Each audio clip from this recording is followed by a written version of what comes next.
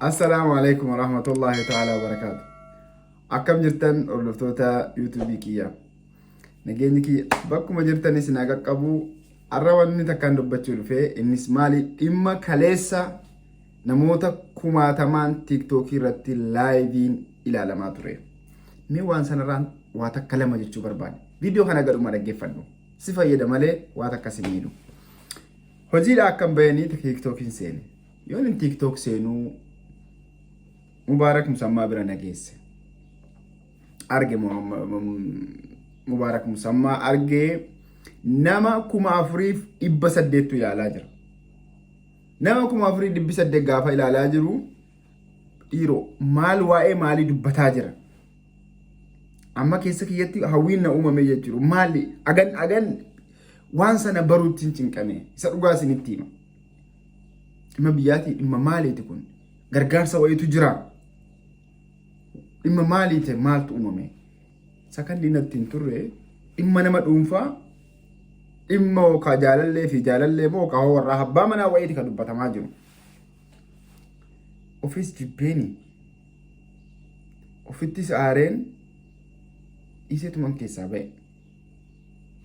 Haqiiqata rabbi sanan na arga.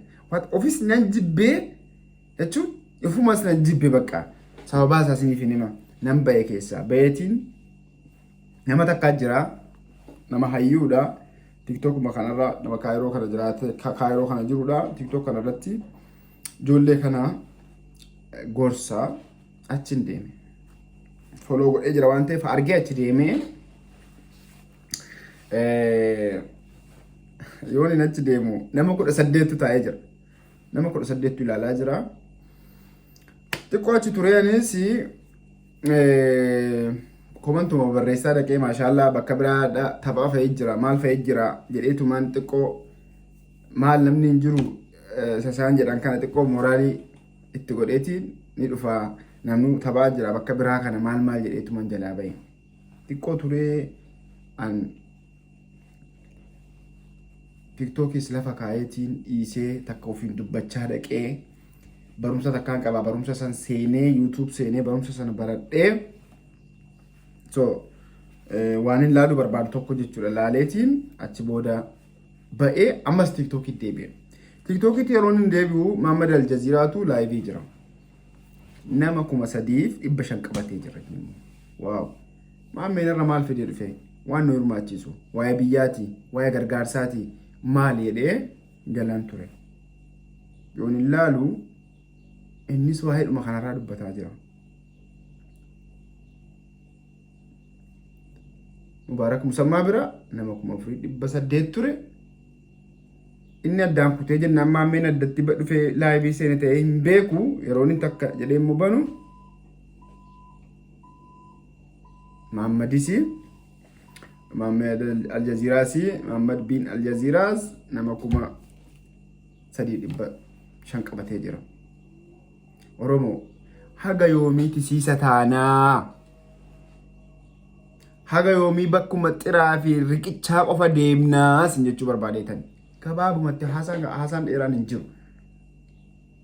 Namni kun silaatu bakka gargaarsa takkaatti hawaasni kan keenya meeqa buqqee jira. Hawaasni kan keenya meeqatu beela'ee jira. Hawaasni ekonomiin biyya daaraa ta'e meeqatu inni sila qabu hiyyoomee jira.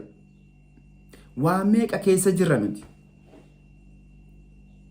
Meeqatu namni meeqatu waa'ee dhimma garaagaraatiif jecha harka dhabee miila dhabee yaala dhabee taa'aa jira. Mucaan takka intaloo tokko waan takka isinitti mukeessa intaloo tokko funyee jedhamti TikTok kanarra. Gaafa Hacaaluu Hundeessaa wareegame mucaa takka gadi ba'ee fayyaa dhabee jettee isa jarri achi nama 5,000 waa'ee jettee warraaf abbaa manaatii fi maalii dubbatanu isii mucaa kanan gargaara mucaa kana guruppii banne jettee kadhachuudhaaf nama 40 qaba nama 40 moo 30 qabattee teessi.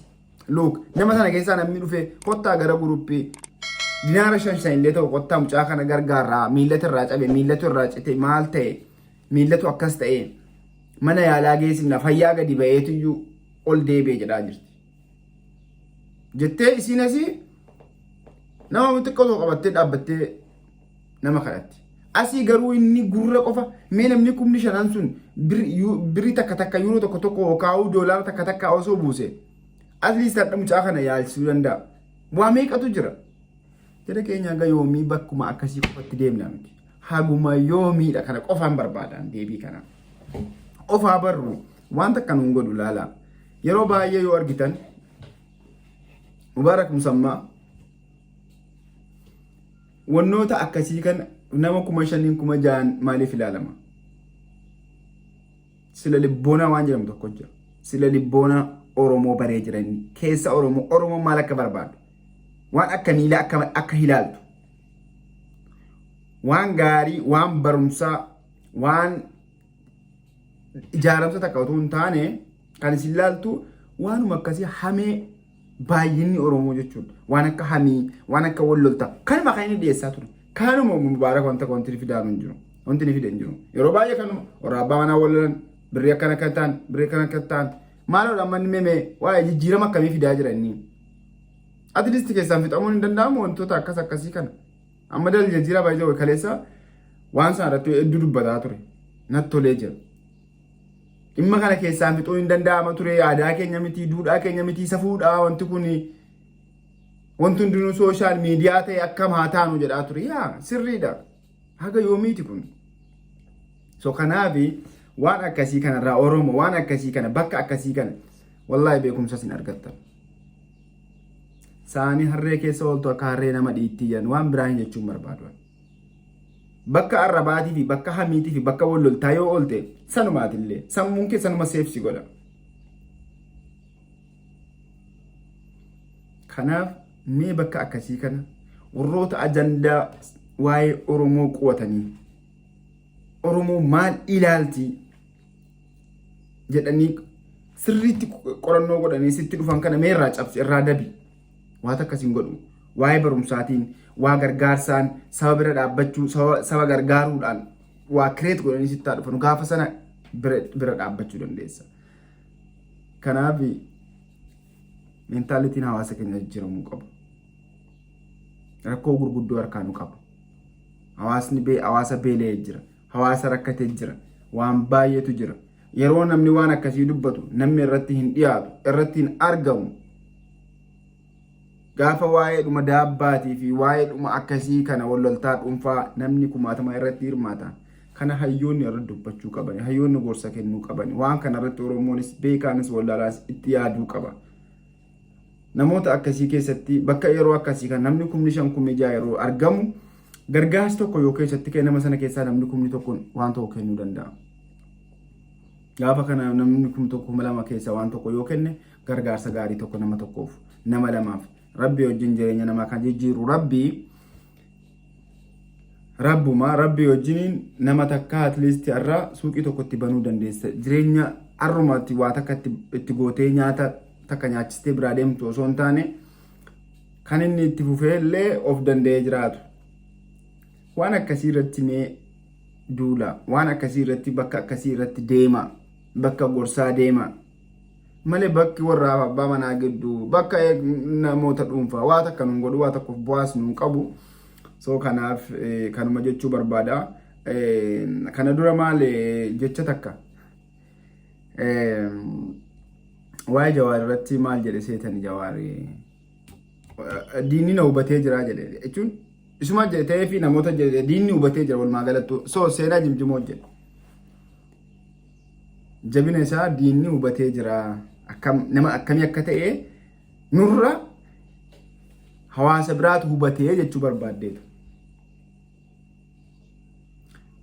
Ani immoo walumaa waluu banan diina utuu hin taane maal akka barbaannu bakka akkamii akka taa'uu jaallannu bakka akkamiitiif akka view kenninu numatu wal qorate ammammoo Mubaarak Musammaa namootuma social media kana irratti hin jiran active ta'anii jiran kana warruma akkasiitiyyuu waa'een Oromoo kun Oromoon maal jaallatti Oromoon maal ilaaluu feeti bakka akkamii oolti Oromoon kun karaa kamiin view argadhu so waan akkasii Oromoodhumatu Oromoo irratti haa ta'u Guraagee isaa ta'u Oromoo keessa dhalatee guddate so nama isumatu Oromoodhumatu akkuma Oromootiyyuu Oromoo qorannoo itti godhee wama kana ajandaa fidee itti kenna. So kanaaf ajandaan isaan balaaleffataan jiru, jibbaan jiru, intiliin qoraan jiru garuu ani isa inni waan barbaade haa fidu. Nuti garuu maaliifidha bakka gaarii bakka oollu bakka waan dhaggeeffannu filachuu hin qabnu. Kanarratti xiyyeeffannoo godhaa, kanarratti sammuu keessan jijjiiraa, bakka gargaarsaa bakka garaagaraa oolaa isiniin jechuu barbaada. Yeroo gaarii qabaadhaa, guyyaa gaarii qabaadhaa. Yaada kana karaa TikTokiitiin dabarsuuf ture. Karaa TikTokiin naaf hin qabatu. Kanaafin karaa kanaan dhufee warri chaanaala kanaa illee haaraa taatan subscribe godhaa. Samoonatti guutuu deema nama 100 takka akkas nu hafa. Akkas yeroo gaarii qabaadhaa.